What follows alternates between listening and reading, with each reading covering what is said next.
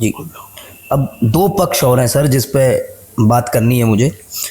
आपके ब्लॉग्स पढ़े कई सारे, कुछ ब्लॉग्स बहुत अच्छे लगे, उसके बारे में मैं बहुत संक्षिप्त में चाहूँगा आप बताएं।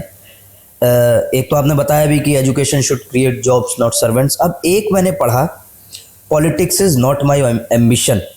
अब एबीवीपी में आप पॉलिटिक्स में एक्टिव थे स्टूडेंट्स के रूप में, तो politics is not my ambition ये समझ नहीं आया मुझे। देखिए, मैं आपको बताऊं कि ये एक किसी पर्टिकुलर संदर्भ में ये जो ब्लॉग है, किसी उसका रिप्लाई है, आंसर है। किसी ने आपसे पूछा, किसी ने क्वेश्चन किए, ये मीडिया पर चला। ये उस समय का है मेरे ख्याल से, जब मेयर के चुनाव थे, मेयर के चुनाव के लिए बहुत सारी बात चली, तो लोगों की, जनता की डिमांड थी कि ये आए, लोग चाहते थे आए। करेक्ट। और उस पर काफी कुछ शुरुआत जब हुई, कंट्रोवर्सी हुई, तो मैंने एक ब्लॉग के माध्यम से उसको प्रदर्शित करने की कोशिश की। इसमें कोई संदेह नहीं कि एक टाइम ऐसा था कि जब पॉलिटिक्स ही कैरियर बन सकता था। राइट। ये जब विद्यार्थी परिषद में बहुत एक्टिव 69 में मुझे ये याद है कि मुझे 65 से अपने लाइफ, जब 12 साल का था, राजनीति के वो याद है। और 67 में जब पहली बार संवित सरकार बनी, चौधरी चरण सिंह की सरकार आई, द्वारा 1969 में जो द्वारा मिड टर्म इलेक्शन हुए, उनकी सारी मेरी मेमोरीज में सब कुछ है। उस समय हम एक्टिव रोल में थे। और 1969 में कलकत्ता अधिवेशन भी किया। 1968 में उससे पहला अधिवेशन त्रिवेंद्रम में था। तो उस समय एसएफआई से 1-to-1 वॉर हुआ करती थी। कम्युनिस्ट एडमिनिस्ट्रेशन काफी स्ट्रॉन्ग थी, 1-to-1 वॉर हुआ करती थी। तो विद्यार्थी परिषद का जो आगरा से डेलीगेशन गया, कानपुर पर ट्रेन में रोक लिया गया, रोक करके मारदाड़ हुई, खून खराबा हुआ, तो आगरा की डेलीगेशन को लौट के आना पड़ा। 1969 के कलकत्ता अधिवेशन में हम गए, 1970 में फिर बॉम्बे अधिवेशन भी गए, फिर दिल्ली अधिवेशन भी गए, काफ़ी एक्टिव थे। 1975 का दौर हमने इमरजेंसी का देखा।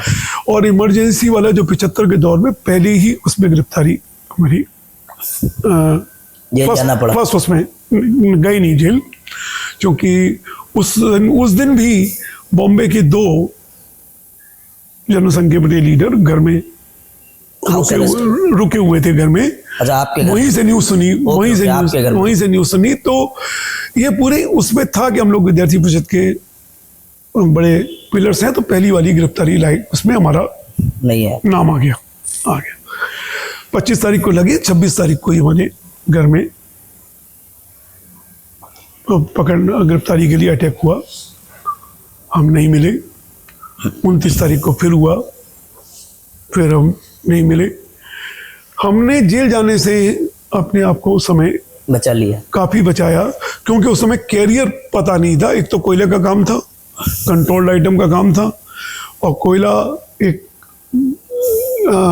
कोई वैसा वाला इंफ्रास्ट्रक्चर नहीं था, वहाँ ट्रैक्टर लगे होते थे। ओपन में रहता है, जेल जाएंगे तो बाद में उसको क्या रहेगा, कौन संभालेगा। पिताजी की डेथ 74 में हो चुकी थी। तो उस मतलब ये जेल जाने से बचने का काफी कुछ प्रयास किया, और एलआईयू का थोड़ा सपोर्ट भी मिला हमको, एलआईयू का, हमको जेल न जाने में। क्योंकि 1973 में एक पुलिस रिवॉल्ट हुआ था, रामपुर में हुआ था, आगरा में भी एक रिवॉल्ट हुआ था। राशन की उस समय बहुत कमी हुआ करती थी कि गेहूं के ट्रक लूट जाते थे। तो पुलिस वालों ने कुछ ट्रक लूट लिया था। तो यहाँ का जो एक हमारे शाहगंज थाना के एसओ थे हरभजन सिंह, वो उनका करेक्टर ऐसा ही था, जो 2 आंखें 12 हाथ में जो एक आइडियल रोल होता है कि लोगों को किस तरह से उठाना है। उसने उनके खिलाफ एक्शन लिया, तो उनके खिलाफ उन्हीं के सबऑर्डिनेट पुलिस वालों ने उनको मारते हुए एसओ को जुलूस निकाला, और पुलिस रिवॉल्ट के साथ में, रामपुर के रिवॉल्ट के साथ में जोड़ दिया। उसमें मैं आई विटनेस था।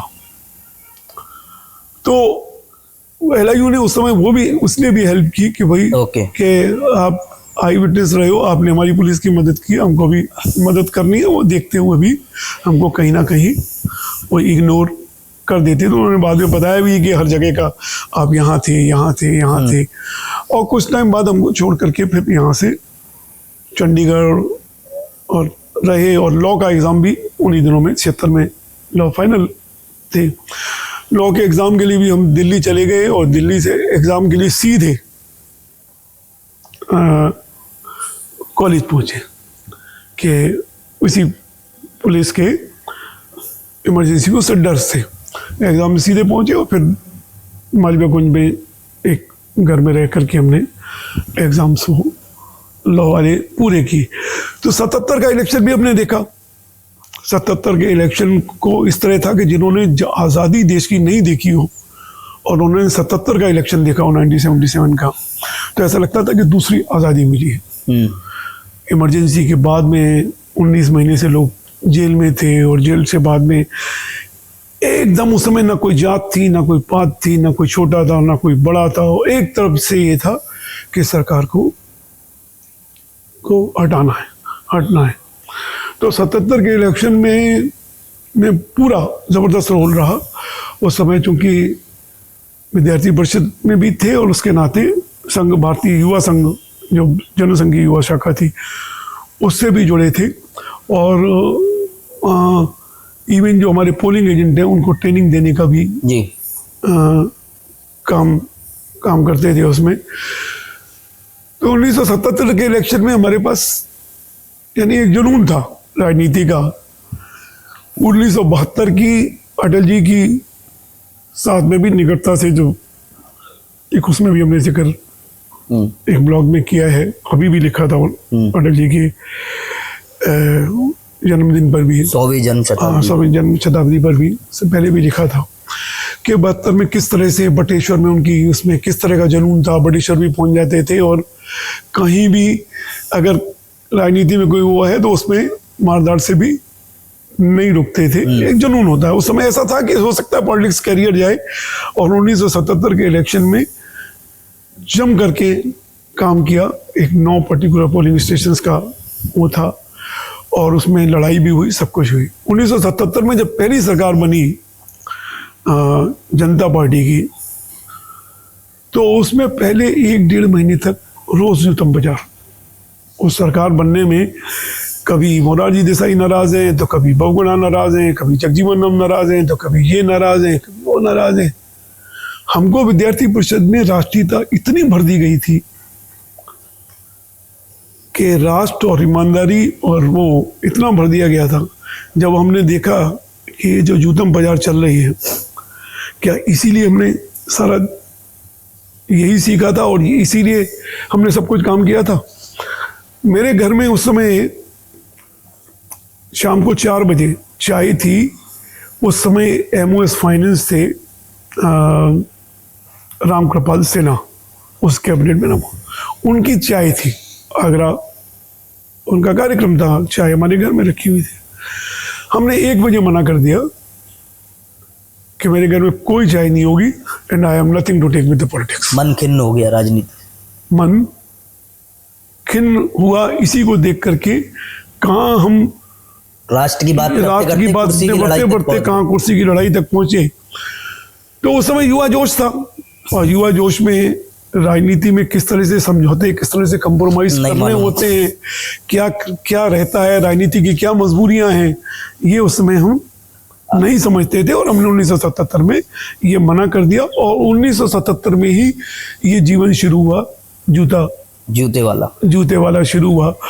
और उसमें कई साल तक उसमें हमने अपने काम में लगे, राजनीति की तरफ ध्यान नहीं दिया। हालांकि विद्यार्थी परिषद की में से जो मिला था वो बने रहे, कहीं ना कहीं डायरेक्टली इनडायरेक्टली जुड़े रहे, लेकिन मेन फोकस इस पर आ गया, बिजनेस पे। और एक बड़ा परिवर्तन भी हुआ, और उद्योग में ये सफलता भी मिली। और उसके बाद में जब फिर सक्षम हुए, तो कहीं ना कहीं जब समाज के लिए काम करना शुरू किया, वो भी मेरे पास 1-2 सवाल है उसके भी आगे, उसके लिए अलग से बात। लेकिन फिर आज की स्थिति क्या है? अब राजनीति में उतरने का कोई इरादा है? देखिए, अब राजनीति की मुझे लगता है कि अब कोई आयु राजनीति की नहीं रही। अगर करते तो कुछ 10-5 साल पहले कर सकते थे। अब आज की डेट में चूंकि जो काम हम जनता में या उसमें कर रहे हैं, कुछ अपने उद्योगों के लिए का CSR का विषय हो, या फिर एक मेरे साथ हादसा हुआ था 1998 में। मैंने, मेरे 2 बेटे हैं, एक छोटा बेटा मैंने उसमें हादसे में, एक्सीडेंट में, एक वर्टिकल एक्सीडेंट था, घर की छत से गिरने से बेटे की डेथ हो गई थी। उस 1998 में ही मैंने एक ट्रस्ट बनाया था, सक्षम डाबर मेमोरियल ट्रस्ट। तो उस समय जो उसका इंश्योरेंस, लाइफ इंश्योरेंस था, जो उसका पैसा आया उतना ही इक्वल अमाउंट मैंने जोड़ करके वो बना दिया। और उसमें जिस क्लास में पढ़ता था सेंट पीटर्स में, क्लास 4th स्टैंडर्ड में था, तो 4th स्टैंडर्ड का एक आउटस्टैंडिंग स्टूडेंट और 4th स्टैंडर्ड का एक फाइनेंशियली वीकर स्टूडेंट, इनको 2 को फाइनेंशियल हेल्प और साथ में स्कॉलरशिप और साथ में इक्वेटिक चैंपियनशिप फॉर 1-2 वो स्पॉन्सर किए। और साथ में एक ये लिया कि जो हमारा जो एम्प्लॉयज़ हैं उनका एक बच्चा है तो उसकी पूरी फीस, और 2 बच्चे हैं तो दोनों की 50-50% तो बोथ। ये हमने उस ट्रस्ट के माध्यम से तय किया। सारे एम्प्लॉयज़ को जो एलिजिबल होते थे, जो मिनिमम वेजेस की कैटेगरी में आते थे, जो आते थे, उनको हेल्प आउट करना शुरू किया। और धीरे धीरे ये ट्रस्ट का आकार बढ़ता रहा। फिर स्पोर्ट्स सेक्टर में भी, हेल्थ सेक्टर में भी ये काम करना शुरू किए।